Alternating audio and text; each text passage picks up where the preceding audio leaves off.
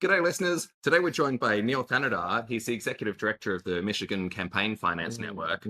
He's also an author of a recent book, Positive Politics. So we're going to be chatting about that. We'll also be chatting about cleaning up corruption, especially in the US, minimizing war. Also, I guess America has a lot to say about that. Improving healthcare. Neil, I'm excited for what's ahead. Yeah, me too. Yeah. Thanks for having me.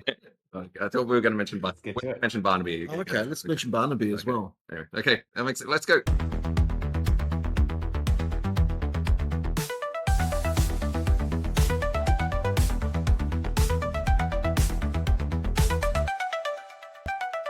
G'day, listeners. Welcome to My First Party, the podcast where we meet the people changing politics at the grassroots. My name's Owen Miller. I'm a candidate for the Fusion Party. With us, as usual, Brunswick's favourite bullshit detector, Peter Cargiotis. So Neil, this recent book, I was reading, Positive Politics. I was reading in your description, you mentioned, what was it? Discover how to harness professional skills you spent years honing to build political power, win elections, and positively change the world. What if we want to use these tools to negatively change the world? Can we also get some tips from the book? There's a lot of people doing that already. I think a lot of the strategies can work no matter what your mission is, but I'd hope you do it for positive. I also think that over the very long term, positive beats negative for a bunch of reasons that I've explained in the book. I think one big reason is what we've seen, the pendulum swinging in politics right now. We've just seen a lot of frustration with negativity. I think there's a lot of calls for something different, but I think more than that, I think we have to come up with positive sum solutions, what I call fighting for the fundamentals, the jobs and housing and education and healthcare, transparency, the meta solutions that unlock all the other solutions and unlock people more than anything to do the best for themselves. I think that's something that positive politics really argues for. I wonder then as well, you mentioned that these are like proven strategies. I guess it's proven on yourself and your father. Is that these are the Those are some of the stories that I've told in the book, but I've also told a lot of stories of both in politics in recent history, stories that you might not have heard of, like Katie Fahey in Michigan, Gregory Watson in Texas. Katie Fahey passed a constitutional amendment in Michigan as just a grassroots activist. Gregory Watson passed a U.S. constitutional amendment starting as a 19-year-old. He got a C on his term paper in college. Was really disappointed with, thought that what he was arguing for actually should be in the Constitution, that the congressman should not be able to pass a pay raise without first going through another election and getting reelected to earn that pay raise. And he fought 10 years and that's the latest constitutional amendment. And so we've told stories like that, all the way to stories of the very early history of great leaders like MLK, and talking about his 24, 25, 26-year-old self when he's in getting his master's and PhD and thinking about what he wants to do with his life. There are moments in anyone's of these activists' life where they go from just any ordinary person to taking on something like a bus boycott, and a year or so later being a completely different person. And so the person we imagine, that the person in the marble sculpture, is very different than the person who makes the decision to get into politics. And so there are a ton of those types of stories in the book. Okay. Well, because I was thinking, I was reading a bit about your father's political history, and I guess our podcast is targeted typically at people who want to get involved in the grassroots. But then does your book cover the playbook of first become super wealthy, spend a lot of money on advertising, join a pre-existing well-established political party, and then get elected there? So yeah, I think that's a challenge, right? So I think what we have, it does talk about it, right? I think there are right now kind of two existing lanes in American politics, right? One is you either come up through the farm system of the establishment parties, right? And so there are people who from college onward are working their way up the establishment of a party. I think the second way that people tend to get into politics in America is make a lot of money somewhere else and then get into politics later. I think the story of my dad's is very unique, right? He was an immigrant who came to this country for education, ran small businesses for many years, lost all those businesses. And then he and I actually started a business after I graduated college. And that was the business in kind of the last 10, 15 years that kind of built the success in our family. But we were starting from very little for a long time. And I think still to this day, the establishment has a very negative opinion of things that he does. I get a lot of that negativity, despite kind of the things that I fight for, things like anti-corruption, seemingly are very populist, open policies. But it's very easy for kind of name calling and things like that, and so I get my fair share of that as well. But I think these are the types of things that you've got to do. You've got to fight for the issues, and I think positive politics and anti-corruption are the things I like to fight for. Early on, you made a statement, which I agree with, that, that positivity will overcome like the negative aspects. And, if there is like a covenant or principles of how to operate in politics, those things will win out. And, we're seeing how politics is playing out and what it's translating to in the world at the moment. But looking from the outside into, say, American politics, and it does look very binary, like you're either defining yourself as a Democrat or a Republican. And it's very much becoming this way here in Australia too, where they're putting laws in place to make it very difficult for the minor parties to get a look in going forward. And again, it's going to be you're either a blue or a red, and they're both basically the same. So the question I'm, I guess, putting in a very long way is, it's one thing to kind of do things, but again, you're working within a system that is almost about to crash in the way it's operating. So how do people at the grassroots level sort of want to make the change without just saying, well, yeah, we still have to play your game still? Yeah, I think there's a few ways to do it. So one, I talk a lot about small I independence, right? There is the U.S. has an even kind of worse party corrupted system that happened kind of very early on. If you kind of read the founding fathers had saw kind of what was happening, and like some of these stories are told in the book, but it's like they were kind of they were tired people who just fought a war, and they kind of quickly made a lot of these decisions and thought that the Constitution could be amended quickly, and it ended up being a lot harder to amend the Constitution. And there was actually a plan for Hamilton had to actually figure out a new way to abolish the Electoral College and come up with an alternative that was more populist. That would change, especially for the presidential election. I think is the most kind of party captured part of the system with the Electoral College. It's very hard to do something top down in American parties without the two party system. So I would recommend, either if you're going into that politics, work through small I independence, right? So if you might have to be an independent Democrat or an independent Republican to get things done, but there are ways to fight that. And I think, though, the branding is getting more on the person than the party over time. I think the party was really deciding things 10 or 20 or 30 years ago, and that the power of the party is actually decreasing. There's a great book about this called The Hollow Parties that talks about how actually it's personalities and people that kind of capture the one or the other political party in America. And actually, the political parties are a somewhat of a fundraising mechanism, right? They're like an organization to capture money. Uh, but there are other ways to organize money, people, resources. And so the other thing I recommend is that when we think about get into politics, often the only thing we think about is an election. It's like you have to run for office, you have to get in right away. And something I talk about a lot is you can get into politics by picking a specific issue like corruption, and you can use your skills like writing, and you can start writing about the issues. You can start calling politicians and asking them why they're not voting on specific bills, why they might have voted for it as a member, but once they're speaker, they don't even allow it to come up for a vote. And asking those questions can actually change specific policies and get specific bills passed relatively quickly. And so, one of the best ways potentially to get into politics for what I would call ambitious optimists. Like if you want to just get off the sidelines and pick an issue, pick a bill, go for it, and then you don't necessarily have to actually run for anything or even align with any specific politician or party to get that work done. I'm glad you sort of said this because, as Owen said, we kind of have to do this to try and maybe activate people to get have at least a political consciousness, if not become political, right?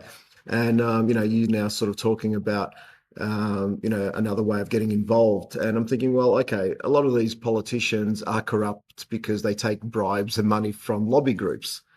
So I'm thinking, well, okay, instead of actually becoming active in a political party, you could actually target, and this is a long bow, let me pull it, right? Because I need to mention Barnaby Joyce in every podcast, who's my favorite corrupt politician Neil, in Australia. have you heard of this guy? No, I haven't. Anyway, so like for instance, I'm a mad. and he's just left his main party to join one of our most elite minor parties, which you may or may not be allowed in the country depending on the pigment of your skin right now.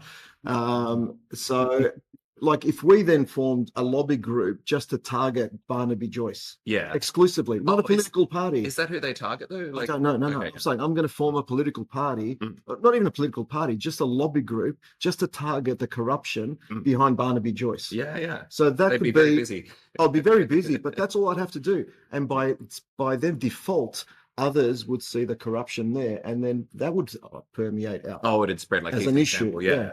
Well, yeah, actually, so Neil, was there a tipping point? I mean, so my understanding, your organization now, the Michigan Campaign Finance Network, so the sort of the number one topic is like fighting corruption. Was there like one particular story that sort of led to, your motivation for this? So there's a long line. I think I've been seeing this through the political process of kind of working my way up over the last 10 plus years. It's very hard to get into politics through kind of any other system other than money, right? I think money has a lot of control. One kind of big factor that I think is changing is I think there's an ability to have more crowdfunding and other ways to get into politics, but until you solve the core problems of the lobbying and the dark money, which is kind of coming through nonprofits and other ways where the governor, the mayors, other politicians are actually able to control large sums of money that are coming from these corporations that are actually leading some of these charges. Some of the biggest things that bother me are the huge earmarks that come out of the government, right? And so there is a classic example of a business incubator. So I'm a startup guy, ran 3 startups. I think there's something that's really important is being able to fund a startup at the very earliest stages. So someone went and raised $20 million from the state of Michigan, theoretically to create a business accelerator, paid herself a $550,000 annual salary, never actually distributed any money to startups. And the way that these earmarks are actually put into the state budget, there's no time limit. And so the night before the bill is about to be passed, these earmarks get thrown in just hours before all the legislators have to sign it. There's pressure because the government's about to be shut down usually, and so they get forced to sign. Now, after writing a number of stories talking about this earmark and a bunch of other earmarks, a bill just got passed weeks ago where there has to be a 45-day waiting period where every earmark has to be published online, has to have a sponsor attached to it, has to have the source. The source has to be a nonprofit that has to be existing in the state for years ahead of time. All these, and then that all gets posted publicly, and we have those 45 days to review it. And so something as simple as a number of earmark reform bills turns out into something where every year billions of dollars are spent this way, and this is just one state. And so the amazing leverage that you get by just saying, hey, like, this is a problem, calling out a specific example, and sometimes they're just, when they're specific people or specific amounts of money. This nonprofit had not even been created when the bill was signed or the grant was provided. It had to be created after the fact.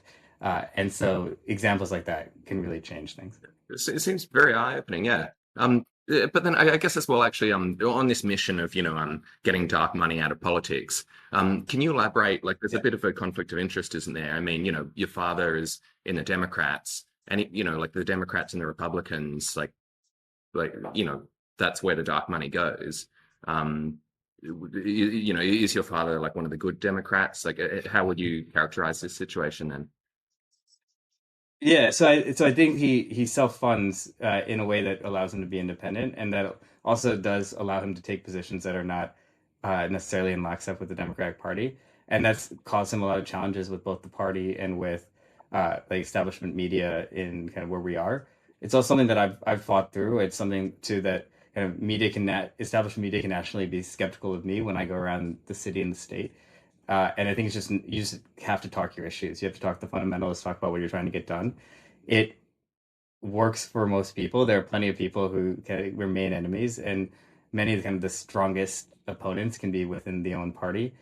We created a system with we have a board that's full of longtime journalists, and so if there is any story that like cover would have to cover my dad or have to cover anyone kind of related to him, uh, one of them would write it. I wouldn't write it. So we've like figured out that conflict. Uh, None of those have come up, but I've also been able to in the last like the release we had yesterday specifically, we had two editorials that called out the leading Democrat, Republican, and Independent in Michigan with open letters explaining specifically using their own words how they had promised not to use secret funds and to pass Freedom of Information Act reforms when they gain power, and use their own words to explain why they should do those things. And we released that all at the same time. So it was able to cover the three top leaders all at the same time. And so, yeah, a lot of this is just about you just have to do it. Like you're going to get skepticism, Mm. and it's just if something like corruption is relatively nonpartisan, a lot of these people actually like the people who got the $20 million fund, they donated to the leaders of all of both parties. Right? They didn't. There was coverage everywhere. There was coverage for multiple past speakers, right, for both parties, and so the establishment of both parties is actually very different than we're starting to see those wings break off of who kind of is the establishment Democrats versus not. It's something that actually I've written about. It's kind of not left versus right, but top versus bottom. I think there's kind of a lot of kind of establishment versus populist fighting that's happening in both parties, but I think it's still underrated in the Democratic Party. I think we've seen what a populist Republican looks like, but I think there's a positive populist Democrat that is still an underrated lane in American politics that I think should be driven more. And I think it should come through these kind of fundamentals like transparency is one of them, fighting corruption is one of them, because you have to be able to trust your government to be able to do anything else in government. But then the government's also got to do the jobs and housing and education and healthcare. Like these fundamentals um, should not be partisan, and we should be able to get to some of these solutions. Like there are far left and far right people who can agree with universal healthcare, and argue that to get it in America, and get to it for very different political reasons, but both say, hey, fundamentally, like if we solve this, it'll actually save the country money and make people healthier. We should do it, right? And so I'm trying to argue for those What solutions wherever can I possible. ask? What do you think? I know this is not a simple answer to provide, but why do you feel? And it's not just happening in America. Obviously, it's now a big push in the UK, and we're not far off from here as well. And maybe Barnaby Joyce, the guy I mentioned before, he's probably going to be the new front of something here as well, Yeah. where we've got this sort of populist leadership occurring. Let's call it a bit to the right here happening across the world, where people seemingly are voting against their class interest. Mm. They would be class traitors, as someone Well, called not them. not class traitors. They're just like they're clearly voting against. Let's say they're voting for Trump, and they're working class, right? So they're not voting for a party that once may have represented them, or at least branded themselves to represent them, and they're voting for some populist. Whether it's the same in the UK, they don't see Labour as their party anymore, and they're voting for some populist idiot that's was got him out of Brexit, or got him through Brexit, and now is wanting to close the borders. Yeah, I think there's solutions to that in terms of I think the Democrats have to be better at solving those fundamental problems. I think a lot of it does come down to that, right? So I think a positive populist Democrat can beat that, but I think what we've found, and I think is what I would say like fake negative beats, real negative beats fake positive, right? Like if I think there's a lot of times where Democrats are being like the recent Democrats have been kind of uh, labeled fake positive. And so if someone like a Donald Trump seems like a real negative, it feels more It's more authentic. believable. And I think so that's right. And I don't know if it's necessarily true, right? It's like he'll if Trump says that prices are going down when prices are going up, or says that farmers are doing well when farmers are doing poorly, right? Like these are it'll eventually catch up to him, we'd think, but it's still I think it's still fundamentally coming down to Democrats and just like anyone who wants to oppose Trump. This is Republicans too. Like Republicans now have an opportunity to define what will happen after Trump, and they can define it using those fundamentals if they choose. And if they don't, I think you will see the pendulum swing right back. And so I think that opportunity is opening up. And so 2026, 28, there are some really big elections where if you see that swing coming back, you could very quickly have everyone looking for what's coming after Yeah, Trump. but I think it does come back then down to what do, not just say, but what do these, we'll call it, whether it's Democrats, Labor in Australia, or Labor in UK, wherever, all over the world, actually do and what they represent. Again, Obama was a great orator and speaker, but he never really passed through a lot of the legislation that he was trying to. He watered down the medical stuff. Yeah, like it was going to be free healthcare for everyone.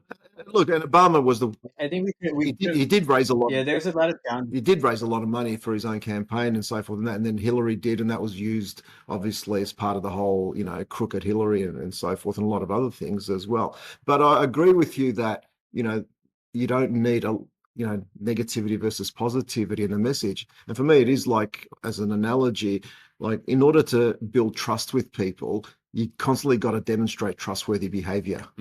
But to break that trust, you only have to do it once, and then you have to build it again. Yeah. And I kind of relate it to the cat that I own, right? If I do something bad to her one day, I've got to work for days to build it up again. But once I have it, she's the best cat. So I've constantly got to work on it, but I've got to do the right things.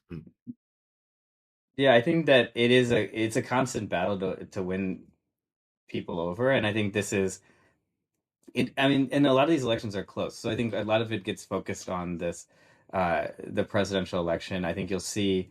I mean, each individual House seat will start seeing a lot of change in the next election. I think one of the things that I think relates a lot to what you were talking about with the Labor Party. The Labor Party replaced a Liberal Party that had gotten out of touch, right? And so it's still a two-party system essentially, but you're starting to have the Labor Party really replaced the populist wing of the Liberal Party that it was supposed to be. And then it's again we're now seeing kind of another kind of Reform Party eating kind of the populist wing of the Tories. And I think the same thing could happen with the Democrats. Like the Democrats could have a party replace them if they get too out of touch, and there could be the Labor Party of the U.S. could come up and replace the Democratic Party. I think until things like the Electoral College are fixed, I don't think you might not get away from a two-party system, but I could see a party getting replaced if they got too far out of touch. And so I think the message for the Democrats is to get really focused on the fundamentals and deliver value consistently and have things to point to and say, right, like used to be double paying for healthcare because you pay for it through your taxes, you pay through it. Sometimes it's triple paying for it. You're like paying through your employer and paying for it after the fact, right? And now like those rates are going to go up, and like we have a renewal period that's coming up right now, and everyone's in it. Like we saw that like a family of five, like our rates are going up 30+%. And my wife's a nurse, and so we even have like somewhat better access to healthcare because of that. But even then, right, like it's difficult everywhere. And so if Democrats have the ability to point that out, they're gonna win. If they don't, they're gonna have trouble. There's specific issues and specific special interests, like the American Medical Association, which is the association of all the doctors, who they in 2008 voted against universal health care, and they were basically a powerful enough lobby. Sorry, and the doctors voted against. What? You were saying, sorry, that the doctors voted against universal healthcare. Who voted? So in 2008, they voted over 55% against it. Most recently, I want to say 2016, 2018, they voted 52-48 against. So they're getting closer. But that there's still, and that might be something where someone goes and you almost like lobby the lobbyists, right? Like you go and talk to the doctors and say, hey, vote for universal healthcare. This actually be good for you, and there's ways that we could protect doctors and make it keep it a great profession in America while still providing universal healthcare. I think that there's a way to kind of push the doctors over the edge to universal healthcare, which then pushes the parties over the edge. And so there's a lot of these kind of opportunities uh, to organize. But if you don't organize, I think the parties can get replaced. And I think the same thing is true with the Republican Party. I think there's a lot of the power is coming from outside the party now. Mhm. And so that could get pointed away from the Republican Party too very quickly. I think so far the Republican Party is kind of in some ways getting lucky that they um and maybe they're being subservient in order to earn this, but they are kind of Trump is kind of staying very tight with the Republican Party when he could have chosen like he in the past had flirted with running for the Reform Party or running as an independent. He could have run a much more even a small I independent kind of a president, and instead he's stayed very strongly Republican, and so that's kept. I think because of that, Republicans have stuck with him too, but the, the time is running out on that as well, and so I think figuring out what's next for both parties, Yeah. I think that that populist lane is Yeah, still way up for yeah. grabs. I think you're right as far as like Democrats in America now. If they don't do the right thing, that you could see some sort of Maslow's hierarchy party sort of forming and saying you need to address these matters, or else you're irrelevant. Yeah. Oh, but actually, as well, Neil, going further on that point about the doctors voting against universal healthcare, I'm very skeptical. For new listeners, I used to live in the US myself for 7 years, but like I'm very skeptical of this whole, especially in the US, this system of like keeping people sick, keeping them dependent on expensive drugs for their whole life. There was a scandal Yeah. for kidney dialysis, for instance. The people, private equity operating the kidney dialysis centers were discouraging their patients from getting transplants so that they would, stay dependent on the dialysis forever. And so I wonder as Yeah. well, actually, Neil, I saw you founded Labdoor, an alternative to the Yeah. FDA. Yeah, I wonder, can you tell us Mhm. about that? I mean, what are some of the problems you're solving there? Will it make, So, better health outcomes for people? sure. So this is actually 1994. There was a lobbyist created a bill in front of Congress that allowed dietary supplements to basically be approved pre-market without testing. And so there's no pre-market testing of any sort of multivitamins, fish oil, protein powders, anything like that. You're just waiting for it to go to the market. If enough people get sick, there might be a recall. And that's the kind of the reactive, basically, system that we have for certain things like supplements. And so I basically said that we should test, have a people's lab that does testing. We picked a category at a time: protein, fish oil, multivitamins. We did the purity and the accuracy testing, and then we ranked them based on the quality and the value of each of the products. Sounds like a third of the fish oil are rancid, and Oh, it's like pretty consistently over like a 10 plus year period. We tested that. We did a whole longitudinal nature study over our data for fish oil, basically proving that the whether new brands entered the market or not, you still had the same problems. And so what we do see is that the sales then go to the better brands. And so we were finding a lot of these smaller brands were winning Labdoor categories and then starting to grow. Right. And so that was, I think, the best part of Oh, is this the because process. of you? Is this because of you publishing results? Do you reckon, or is it Yeah. oh, Yeah. So you can see a positive result from, and they will tell us we can see it because we can see there's like a marketplace, right? So we can see where people go after our website. And so people are buying these products and they're buying the best products more frequently. And so that was very rewarding. They're also finding that a lot of these categories, the companies were actually competing to get better. We were seeing companies come into in like places like India and Brazil, where there's a lot of risk of counterfeits. We're using Labdoor certification to make sure that the products were safe and also that the products have been tested. And so this works in other countries too. And so I love kind of that model. It's a very, I think there's certain things that I think startups can solve. I think that's, and this is kind of an example of it, where you can, if it's a very specific solution, almost like a bill, like instead of fighting it through a bill, I was able to kind of independently create an organization, a startup that can do that work.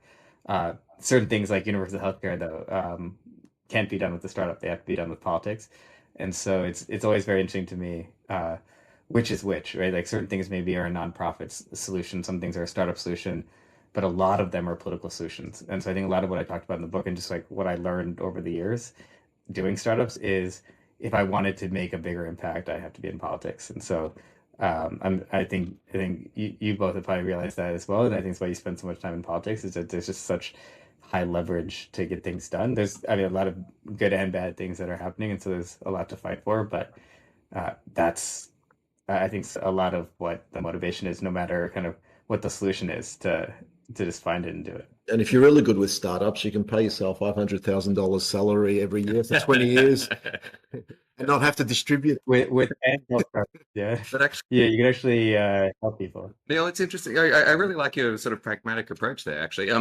But then it reminds me as well. So when I was doing the background research on you and your father Sri, so something Peter would very like, they're very much like, as you say, sometimes you have to go through government to change things. There was some controversy. So Neil's father Sri was trying to change. He sponsored a bill about like maybe the US should stop sponsoring Israel so much. And a lot of people were upset about that. We might get cut off here if we start talking about that, So, But yeah, I mean, like preventing World War III, getting rid of like war in the world would be hold on. Oh, you said Israel. Is that a new country? Is it? anyway. But I wonder, Neil, what are your thoughts about like, is World War III inevitable? Like, what do you reckon are some practical steps we can take in the near future to help? Well, just before you answer that, did you hear today over the NATO chief was telling everyone they need to increase their spending because they're on the brink of war because Russia is about to invade within the next 5 years, probably in the term of his contract as the head of NATO. Like he's really pumping up the business model for NATO at the moment. I wonder, Neil, what are your thoughts on NATO? I wonder. I think that it's one solution to preventing world wars. I think a lot of what prevented world wars in the past is a few countries being able to talk to each other or being able to ally with each other. I really do think that a lot of the fights around uh, the the world are going to uh, the U.S. has not been able to solve them, right? I think that that's something that, for better or worse, I think the idea of a Pax Americana is starting to go away. I think what will need to happen is, I think, a potentially more people actually what I actually talked about is like there could be a Pax Internet, like a Pax of like a worldwide organization of people who actually decide that we don't want war. I thought about this. Like one thing I wrote about in that article, I think the world's top five armies have, I think, 12 million like troops between active and reserve. Okay. We are billions of people. I think sometimes we forget that. There are like the U.S. has like runs on a couple million active, a couple million reservists. And so I do think that there there is a lot that goes between here and World War III. I think we have a lot more that we can do about it, and I think I think we haven't, as our generation, we haven't maybe flexed those muscles fully. Like we haven't felt like we maybe are like the first generation who like even our parents don't remember World War II. And so like we might not be getting those stories or hearing those lessons anymore. But I do think that there's like I do think something is coming. There's some sort of crisis that's coming that will rally the kind of the global public. Yeah. I think I do talk about this in the book, right? So it's like fourth turning uh, is I think a theory that talks about in the US it kind of fits almost perfectly where we're just around 240 years from the American Revolution, just about 160 years from the Civil War, just about 80 years from World War II. And it's like every 80 years, every four generations, there's a crisis. And these authors 25 years ago called on the millennials. They named us the millennials back then. They were that was the book that named millennials, and his he was saying that the millennials would have to solve that crisis. Yeah. And I do think it's not going to be just the millennials, but I think it might be led by our generation. I think we have to pick up some of these things and not let those few. I think that's the other thing about politics and things like this. Is like it's a relatively small group of people, and we feel like they have a lot of power, and they do have a lot of power, but a lot of their power is derived from us, right? And we actually could organize it, and we can counter that more than we do, and that should especially be used on things like fighting wars and fighting the biggest places where the biggest suffering in the world. I agree with what you've said there, and I sort of just want to pick out that I know you may have said this maybe facetiously, where you said, the world isn't waiting or expects America to solve these wars Yes. anymore, because for most of the world, America, they probably view America as responsible for these wars, in many instances. But I agree totally that, and especially, and if we even look at the Israel-Palestine kind of conflict now, and how people have access to different information and questioning different things, and it's kind of has polarized a lot of people in society as well, as because they are forming different views of it. They're not just accepting the narrative that's coming from our corporate media, and that's probably blown up a bit as well, what the corporate media has been feeding them on that issue, which then has probably awakened some others to say, well, if they're feeding us that on that, what else are they telling us on everything else, hopefully, which sort of permeates beyond that. But yeah, I agree that there is then hopefully the good versus evil sort of aspect that we've sort of been talking about as a thread throughout this conversation, that then, yeah, when they say, okay, we need now to, get the sabers out and start, waving them in the air again, because, we've got our biggest market of our raw products of Australia, China, their ships out on the coast. It's like, yes, so are they here to buy our products again? Why should we be concerned about other people who really, at the end of the day, just want to feed their kids, educate their kids as well? Why are we going to war with them? Explain to me again. Oh, actually, Yeah, I think that there's a very American, it's a very uniquely American belief even that it needs to happen, that like America needs to solve some of these problems. being the world police. I do think it's increasingly American desire not to solve those problems. I do think that I like at the other side of it, like what we're then you can talk about genocide and horrific things that are happening all over the world, and then you want uh, America and other leaders to step up and do something about it, and so it's hard in both ways. I think that you've got to kind of in a challenge. I think especially in America, I think it really does fundamentally come down to money and kind of a potentially a different way to talk about how the government uses money. And I think it's something that I've talked about in positive politics is I think there's a frustration of this idea of the government has enough money and is just not doing the right thing with it, and whether that's through corruption or regulatory capture or just waste, it might not be delivering like it could be, right? And so I think you have to like I think whoever you are as a politician or as a government, like you have to solve those problems and like solve that first. I think there's a responsibility to I think especially like in the like American political system, like you do have to solve things like jobs and housing and education and healthcare before you potentially look out and try to solve other people's problems. Uh, that being said, I think if you're efficient enough and you can do good government, you can do both. There's not a reason why you can't get to a lot of these solutions. Like we talked about, like there's not a reason why we can't get to more funding of universal childcare, even like being able to educate children at a younger age. Uh, we have the money to do a lot of these things. We're just not spending the money effectively. So I do think like a lot of that comes like when we come down to immigration, it's like a fundamentally like a scarcity versus abundance kind of debate. It's like, can we get enough housing? Can we get enough jobs in the country to where that's irrelevant if more people come into the country, or actually might be a positive if more people come to the country, right? Like America was a 100 million person country 100 years ago. If we're 330 now, right? Like an equivalent tripling would get us to 1 billion Americans in another 100 years.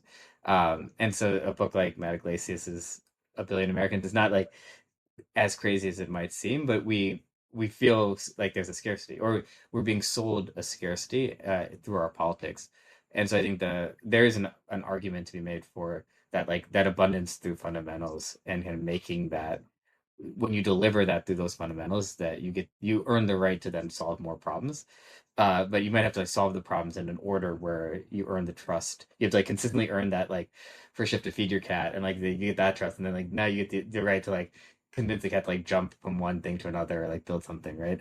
Like these like big leaps that we need to take might, like we have like lost base trust in American politics and in like in worldwide politics. We have to solve that. I wonder actually, Neil, before we forget about the idea of war, I guess you were mentioning, like to Peter's point, Peter, you were saying about like the media chooses sort of what to focus on and, tells, heavily shapes the story about the war going on. And, Neil, you were saying like, I guess, like Pax Americana and America being world police.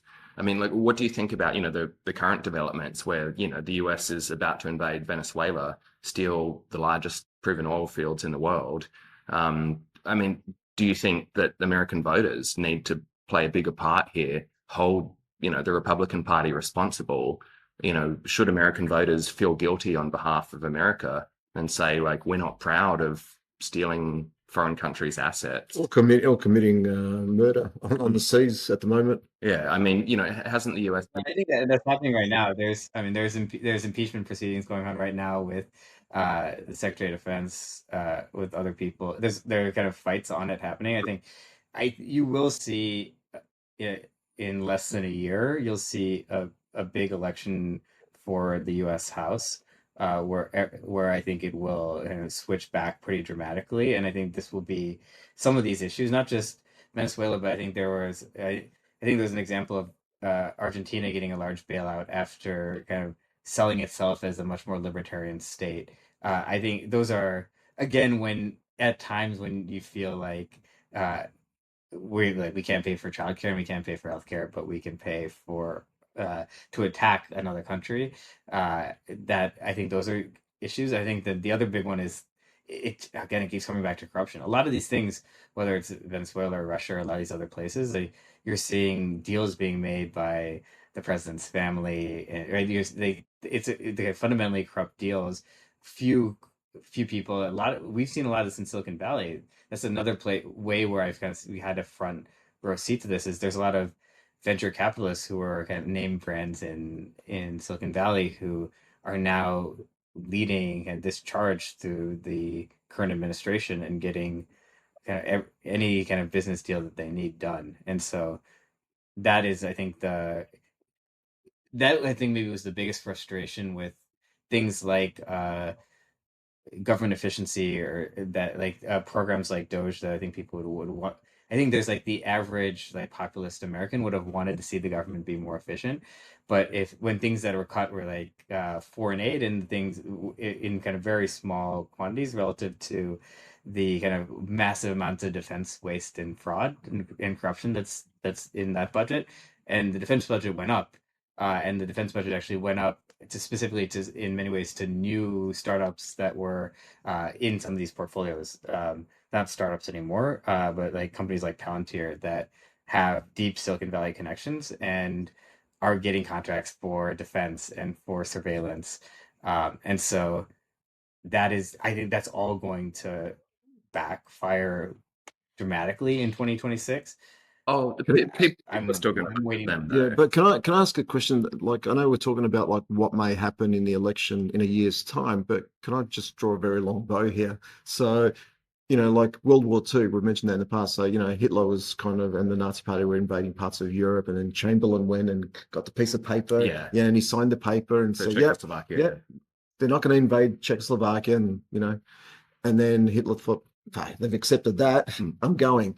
So the reason I'm bringing that up is like, there's a test now. You mentioned before that there's this kind of thought in America that, we are the protectors of the world or have been, and do we do this or that? But right now, my question is, where's the consciousness of the American populace where the American government is actually showing them we're committing murder because we're not at war with Venezuela and we're committing murder on the seas. So if you're accepting this, and we're telling you we're probably going to invade this sovereign country, then why wouldn't you accept that? And my question is, where's the outcry from the Americans not to vote in 2026, Mm. like right now, to say no, this is not who we are. But We're not the murderers. protests on the street, how come we're not seeing protests saying like we don't want This is blood not us. This is not us. Yeah. I think maybe that hasn't gotten. I mean, in terms of in DC and in terms of like the one of the biggest fights right now is impeachment over how the Secretary of Defense is dealing with Venezuela. So I like from like DC politics perspective, it is a major issue. The question is like, is it a major national issue or like a major populist issue? No, I don't know if we like maybe we haven't maybe that is like it's we need to do a better job like telling that story and telling that to the American people. Mm. But it isn't a unfortunately it's not a top of mind issue. I think in terms of kind of boats being bombed on the way to America is actually is one which is one part of this case is the part that is getting into the mainstream media, but we're not hearing about oil resources or we're not hearing about kind of what are the motivations for some of these attacks. We're not hearing about that in the mainstream media. Like that story is not getting It's a shame. through. That's terrible. I mean, even Neil, when you say boats on the way to America, I mean, I've seen a map of where they were blown up, and Yeah. it's pretty far. They weren't all going. Well, I mean, very far from America. It's irrelevant. It's irrelevant where they're going. They have no reason Yeah. to murder. Yeah. You know, and anyone Well, without actually, due process. I think it's a good case of so on a recent episode we were chatting about a quote from George Carlin, the comedian. He was saying if you have selfish, ignorant citizens, then you get selfish, ignorant leaders. I guess would you say like is it a fitting description here? You know, people who don't care that their country is, you know, murdering innocent people, invading other countries, and that's sort of how, you know, the government gets away with it. You know, it was, you know, George Carlin is American. He was talking about Americans. Would you like, you know, do you think his description is accurate? I wonder. Yeah, I one issue I feel like it reminds me of another George Carlin quote was like, "It's all a big club and you're not in it." Like, I think that a lot of people feel, for better for worse, I think mostly that they're just not part of the system, or it's like there's nothing that they could do or say that could change anything. You do see protests, and you do see, um, I mean, the town halls were at the highest level in 2025 that they've been in many years. I went to a few. I took my kids to a couple, and you could like anger of people screaming at politicians and like, "What are you going to get done?" I have not seen that in American politics for a long time. And the politicians who weren't showing up to their town halls were getting people showing up to their offices. So there's more of a demand for accountability than there ever has been. But the that like we do I think we are also kind of heavily educated about politics in a way that the average American isn't, and I think some of it is our responsibility to like tell some of those stories. I've been trying to tell as many of the corruption stories as I can, but I do think that there's like a massive lane to tell some of these international stories of like who is telling uh, American audience a story of outside of America from an unbiased perspective, is like it's a massive lane, a massive opportunity. Imagining like like Radio Free Europe or you know like programs that like America has done in the past, Mhm. right? Almost like someone could do that to America back, right? It's Yeah. like, is there some way to like explain to America and Americans a kind of an unbiased opinion of what America is doing outside of its borders? Uh, we don't always get that full story. But I guess moral of the story, Neil, if people want to make more of an impact, they have you got the book in front of you? Is that the moral Yeah, I of got the the book right here. story? Yeah, I got Positive Politics right here. I got Positive Politics up here in the corner. So read the book Positive Politics. Do Positive Politics. I think like that's something that I've thought about as well. Like it really motivated me. Like I push myself with every article, and like even now it's like I want to have more examples or more stories of like here's how politics works because each of these stories, like Kitty Fahey's story in Michigan of uh, all of the districts were gerrymandered, which meant that the state legislature got to draw the map. So it was Republican controlled, and so the Republicans drew the maps up in a certain way that basically made even if the public voted 50-50, the votes would go 60-40. And for 30 plus years they had control over at least one of the two houses. And Katie Fahey was a 27-year-old at the time, made a Facebook post. It was like not even a full single sentence. That's in the book at the beginning of chapter 6. And just said, like, would anyone like to take on gerrymandering? They collected over 500,000 signatures, got over 2 million votes, changed the Michigan Constitution. Now there's an independent committee that draws the lines. There's all these fights over the maps, and then the maps sometimes get redrawn, but uh, now a 50-50 vote goes 50-50. Right. And it also makes it more. The other big issue with gerrymandering is that it doesn't just make safe Republican seats; it also makes safe Democratic seats too. And so that it also like further skews both parties towards the establishment. And so it's amazing that like the types of stories are like the types of things that are possible if you just pick a specific issue and just run with it. And this was like a less than 2-year sprint. Is it true that, and I know he believes it himself, that is it Michigan that gave Trump Man of the Year award that he's spousing out at the moment? I've never seen that actually proven, but No, I did it's see, true. hear But, the. but he's But saying that's that the he's saying that it was Michigan that gave him Man of the Year award. I know that I don't think that exists. I know that the funny thing is Michigan does actually pick the top 10 books of the year, which is an unusual thing for a state to do, but I'd like to get it next year, so I'm working on that. But to be a person. as far as I know, we don't pick a man of the year. Water, and the best water. We got everything, right? That's all. We've got to fight for everything. And so yeah, it is amazing what you can lie about in politics, but we're trying to fight back. We're trying to get some of these things right. Hey, Neil, changing topics a bit. We always like to play a bit of a game with the guests. There's a political quote. Yeah. They guess who said the quote. We talk about how much we agree with it. You've studied a bit of history. I'm hoping you can get this one. So this is I guess you'll see he says many things about himself. So quote unquote, with few exceptions, democracy has not brought good government to new developing countries. What Asians value may not necessarily be what Americans or Europeans value. Westerners value the freedoms and liberties of the individual. As an Asian of Chinese cultural background, my values are for a government which is honest, effective, and efficient. So I guess, number one, who said it? I guess, quite a few hints here. Well, and then he's African American. Who do you got there? I was also going Kissinger at the start, but then okay. you flipped it. No, I thought it was going to be Churchill at the beginning when I heard a little racism. A new East Asian country. Yeah. I mean, that quickly A narrows new it down. East Asian country.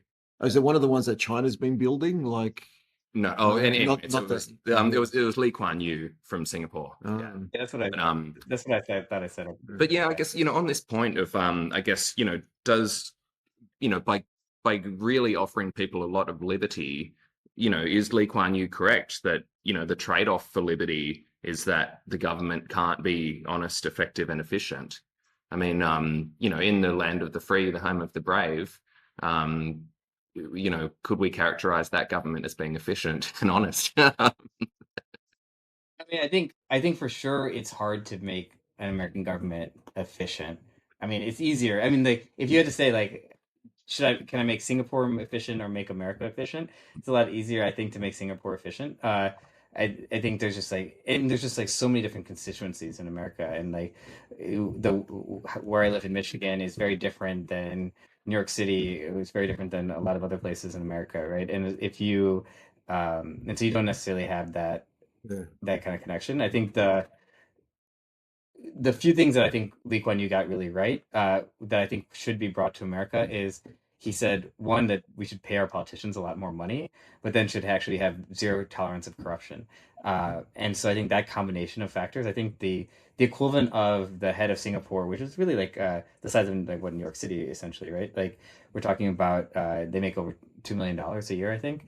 Whereas like Mamdani will, as mayor, make I think less than 10% of that. And I think we might like be underpaying our mayors, and maybe there's like a reason why the current mayor was taking money from like Turkish Airlines and like all these like free giveaways and things like that, right? Like it's just like we're almost like the problem is the petty corruption to some extent, right? Is like we could be doing so much better. The thin edge of the wedge is always what starts it, and then after that, it's you can't be semi-pregnant. Yeah, so I think that's one of it, and I think you just got to fight the the local and state level is a big part of it, right? Is if you can take the state level issues, and I think some of these things are hard to fight if you like if you were an independent or you even were a third party in America and you wanted to make a difference. I think the hardest place to do it is by like running for president. Like the potentially least impact you would make is by running for president. I think you could pick a specific state or even better, a specific city and say, hey, as the city of Detroit, there is a mayor and 9 city council members that make a significant amount of decisions for the city. If you have a mayor plus 5, you can make significant changes in the city. If you're mayor plus 7, you can do a lot in the city in 1 term, 2 terms, 4 terms. Like what can you get done in specific places and zoom in and get it done. I think that's positive politicians have to prove those more. I think we have to have more of those winning cases. I'm hopeful of things like I think there's a lot of pressure on mayors like Mamdani of being able to prove that you can be efficient. I think like he's gonna have to be able to prove that if we want free buses and we want state-run grocery stores and we want to be able to provide more services like free childcare, that we've got to be able to save money in other places. And so I think that's just, but I think there is a lot of low-hanging fruit there. So I think there's a lot of potential big wins that politicians like that could earn, and then they'd earn their right to do a lot more. Because otherwise, I think there's a unfortunate kind of socialism equals kind of also has a negative reputation around corruption as well, especially in the U.S. And so I think that I think Yeah. to some extent in a way that kind of America unfairly does not due to capitalism, where there's obviously a ton of corruption in I capitalism think as part of well. it is also Yeah. the story that everyone, as you were talking about it before, what people are told and aren't told. So I think part of the story is to actually inform people about what capitalism actually is, and in America, for instance, and how it actually isn't real capitalism. It is social welfare for the rich, really. Let's talk about it in that essence Yep. and where it's leading everyone to. And then talk about, if we're talking about, say, the quote unquote socialism, it isn't about necessarily saying, oh, we need to cut there to spend there, but actually then make those discretionary decisions, say, we're not going to spend it there, and we want to spend it there, and make real sort of courageous decisions. As we were saying before, if the Democrats don't do this, we'll have another party filling in to make those decisions, and make those and be informative to the public to say these are conscious decisions we're going to make. And he sort of come out in New York to say, yeah, I'm going to fight for this and that, and he won. But now it's about following through and making those courageous decisions and saying, yeah, we will tax, for instance, the mega rich an extra 2%, 5%, and if you don't like it, go and live somewhere else. But I bet you won't. Mhm. Hmm. Yeah. And I think that this might not even be, yeah, it'll end up being these rich people are by don't even notice 2 to 5% in their daily life. I'm sure like that is and it might not even need that, right? It like might not actually be there might be a lot that could be done before, because a lot of the taxes are actually done at a state level or require state approval. And so the mayor can't unilaterally even make things like tax increases necessarily, but the mayor can do things like cut costs in certain places and spend and use those spending in other places. And so yeah, I think that's the job of people who want to be positive politicians. I think Mamdani is a great potential example that has a lot of people who want him to succeed and a lot of people who want him to fail. And it's a great test case Yeah, for something like positive definitely. politics. And I think it's a millennial example for sure. Yeah. I wonder, actually, thinking more about, the state of capitalism and everything now. I guess, Neil, would you agree that perhaps a better term to describe, like especially American culture, is consumerism is sort of what runs the world in America, at least. And Yuval Noah Harari, like Sapiens, yeah, Homo Deus. So I was reading one of the things he was talking about was he was talking about liberalism, I guess, as opposed to consumerism. But he was saying liberalism has been working these past few decades where like everybody's getting richer, and that sort of solves all sort of societal problems. Like everybody's happy while we're all getting richer. But, it hasn't solved some of the biggest problems of, ecological collapse, technological disruption. It has no answers for that. Consumerism or liberalism doesn't have those answers. And aren't these becoming like ever increasing crises? How do you see that playing out in the near future? Yeah, I think that if as we can get more people over the power, like first over the poverty line, and then eventually over the abundance line, I think there should be a lot of technologies that could flip from uh, expensive to cheap. I think that's like the benefit of if you have to kind of give the most benefit of the doubt to to capitalism in this case, I think one of the benefits that it would create is not exactly consumerism, but I would call it commodification, right? It's this idea that making things that were previously expensive very cheap, right? So like making energy too cheap to meter, or making water like clean water so cheap, like desalination so cheap that everyone has clean water. These type of solutions could come from technology in a way where they could commodify a resources that provides abundance in a way that could kind of solve these societal problems. And so I think that's like the best possible way that capitalism and like the free market essentially can solve some of these problems. And so I think you want government to not block any of those things and actually like invest in some of those things, because there are opportunities where it's like the DARPA invested in the internet ahead of when they built a few of these supercomputing centers. One of them was in University of Illinois. Mark Andreessen, who created Netscape, was at that university as an undergrad. He goes to that supercomputing site, works on Mosaic, creates Netscape. Like the internet is basically kind of spawns from that creation. And that bill was a 91 bill. Like Mark Andreessen's on the cover of Time magazine in 96, like less than 5 years later. Um, so there's like value to both government and startups there, but I think you've got to like those types of solutions have to be um, neither one can do it by themselves. Like government and startups need each other to be successful.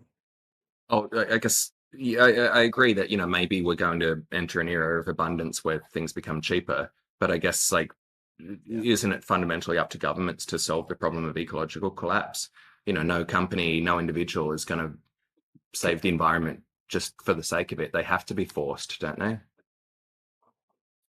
I would say so, but I'd also say even from that, I think that there could be technological advances that could come or like could be heavily privately driven. So like even the commodification of I mean, a lot of solar power, uh, battery technology, like the idea of like Moore's law, where like the amount of computing power that you can put on a chip like doubles every 18 months. Like the similar concept is happening in battery technology right now, where it's like you can put like equivalent power, like 10x the power in a decade that you used to be able to put into a battery in certain types of batteries.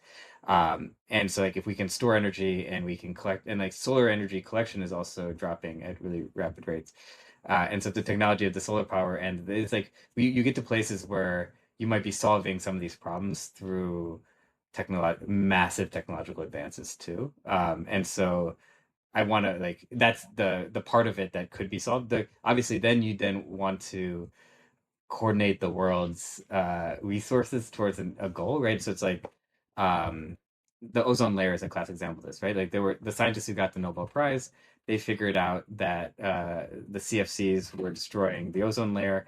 They eventually went to like they testified in front of Congress, like American politicians worked with all these other politicians, and they created the Montreal Protocol, and the ozone layer is now has like been recovering for decades since. Um, and it was like a science plus technology plus government.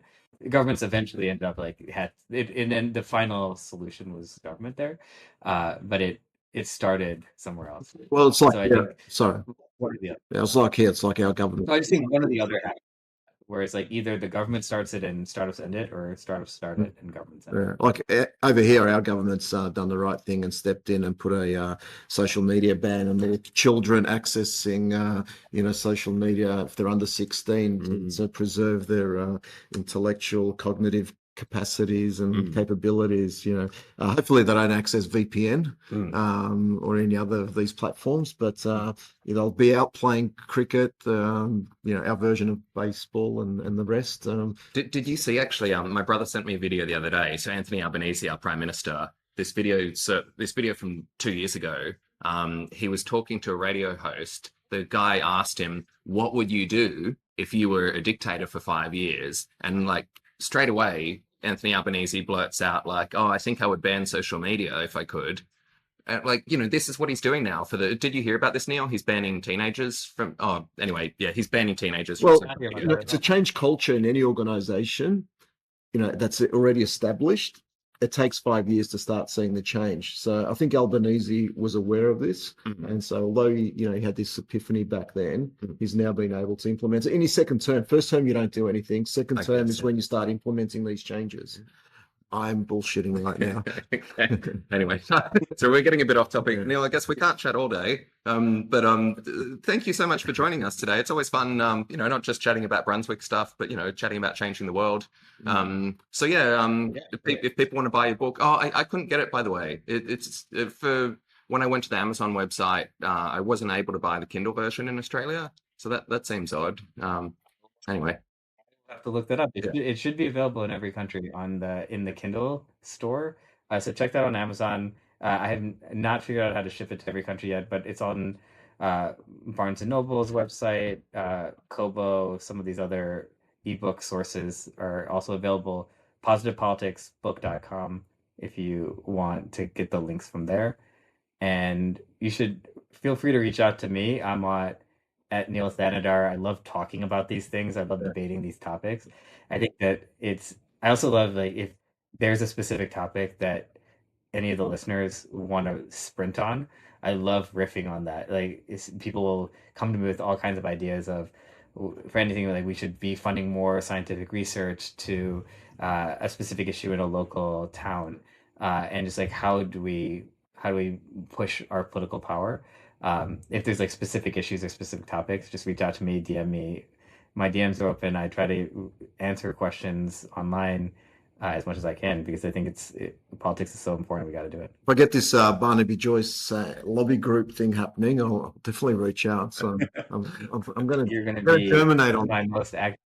As long as you're active in politics, I'm excited for you. Fighting corruption, one person at a time. That's right. Okay, thanks.